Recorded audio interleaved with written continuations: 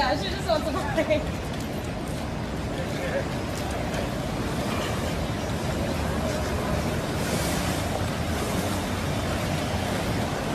？Oh my fucking god, you kidding me? Oh my god.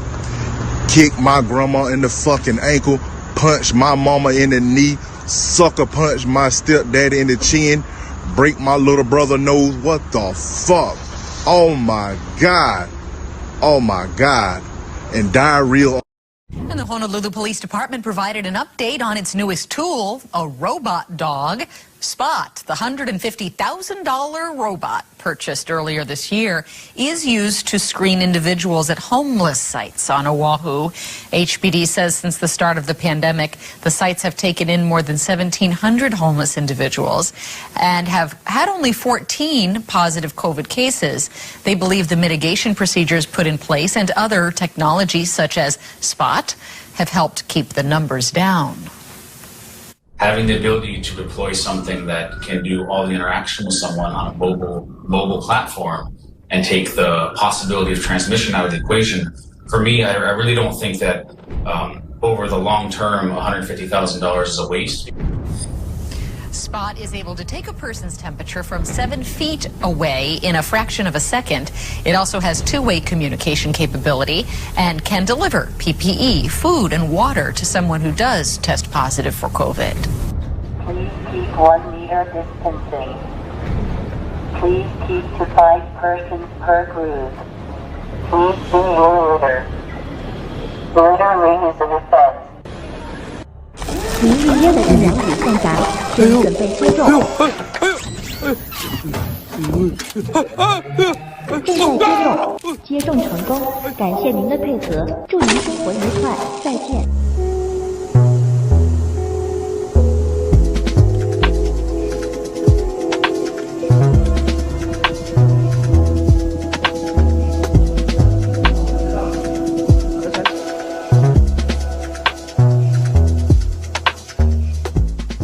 它的核心科技呢，就是2个，一个呢叫视觉识别，视觉识别呢就能找到每个人的鼻孔和咽部。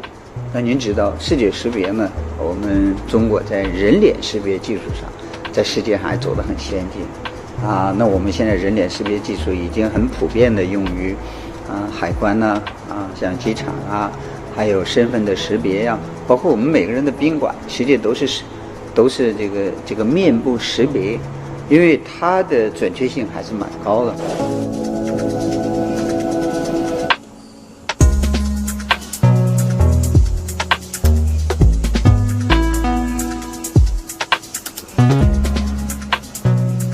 第二个呢，就是我刚才讲力控，那么这个力控呢，它就要求我这个采样的试纸到位以后，它的这个力控，我们现在算法呢是0.2牛顿，那么今后呢可能还要调，那是0.195还是0.19还是0.21？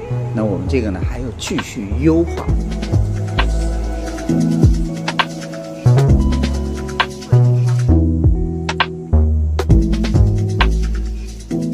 因为它是一个人工智能的机器人，那未来呢，这个把这个自我学习的程序植入的话，自己就会学了。它随着它也和我们人一样，它采样的越多，它越熟练那以后呢，就要给它一个自我深度学习的一个功能，那么让它呢采一个记一个，采一个记一个，那记多了，它就可以了。你比如说，这个人已经采过一次了。他就会记住，那下一次他就知道他这个鼻孔，尤其是，比如有的人说采1次核酸，要2天采1次，对吧？我们进到隔离病区，或者每天采1次，那么这个人算法以后就固定了。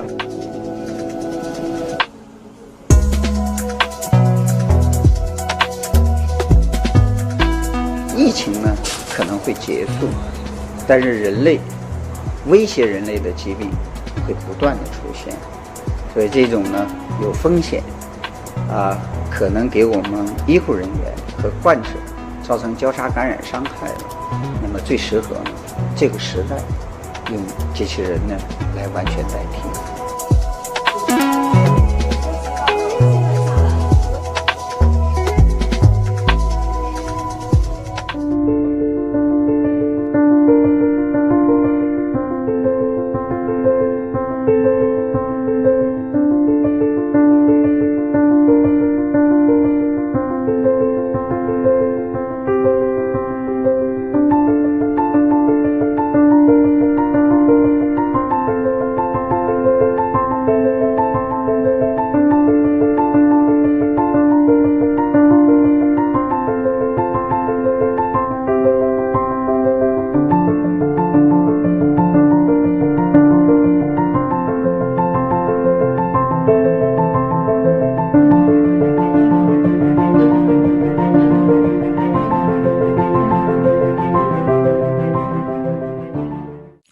it's at the end, what the fourth industrial revolution will lead to is a fusion of our physical, our digital, and our biological identities.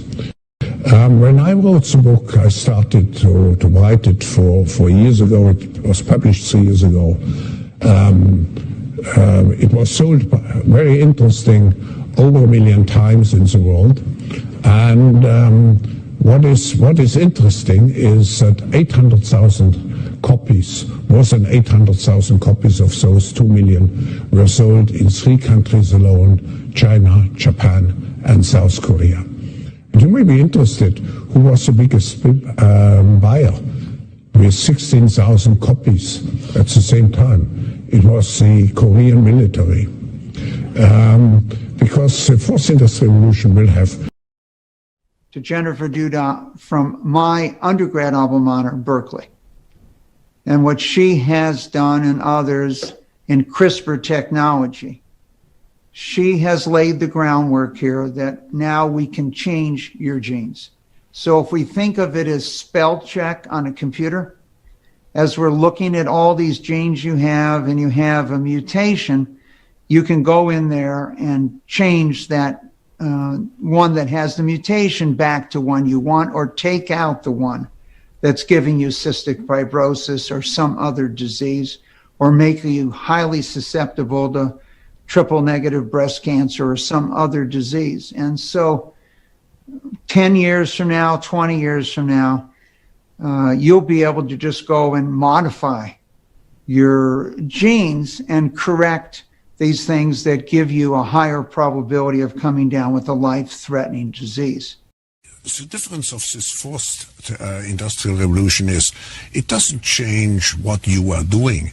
It changes you. If you take genetic editing, right, just as an example, it's you who are changed. And of course, this has a big impact on your identity.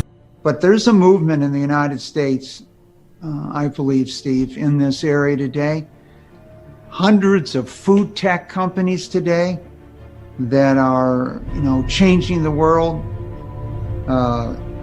Not just hamburgers such as Beyond Meat or Impossible Burger, but fish, salmon, and tuna is coming to your table soon. That's made out of plants and vegetables, etc.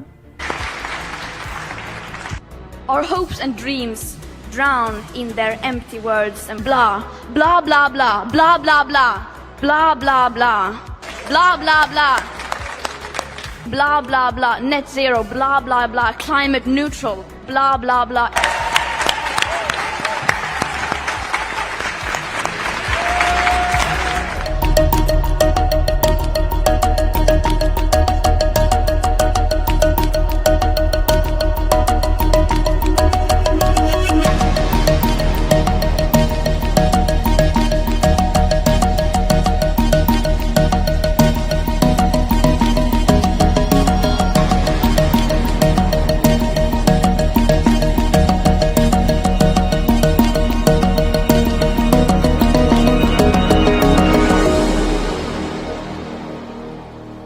Terror alert has been issued by Homeland Security tonight. Pete Williams is here. Pete, what do we know about this? Well, DHS says this new terrorism advisory is not based on any actual threats or plots, but it says there's a rise in anti-government rhetoric. Some of it is opposition to COVID public health rules like mask and vaccine measures. Some calls for violent action are based on claims of election fraud or a belief that Donald Trump can be reinstated. And DHS says the coming 20th anniversary of the 9/11 attacks and religious holidays later this year could be catalysts for violence. The last terror advisory was issued in May. It expired today. This new one says domestic extremism remains a threat priority. So it's important to know that this is not based on any threats. This is based on analysis of the threat picture, not on any imminent warning that something could happen here. The last of these terrorism advisories was issued in in May, and it expired today. So this is really, in essence, a renewal and update of it. Homeland Security says there are several concerning factors. There's continuing grievances over COVID restrictions, which has stirred up a lot of opposition. There's the continuing efforts by foreign influencers to try to stir up trouble in the U.S. There's the coming 20th anniversary of the 9/11 attacks, with al-Qaeda in the Arabian Peninsula now once again sort of firing up its propaganda machine. And there are approaching religious holidays and the opening of school and the possibility of school shootings. So for all those reasons, DHS says this is the terror threat picture that we face. But again, it's not a warning that there's attacks that they know of. It's more of, here's the threat picture. That's why we're continuing this advisory.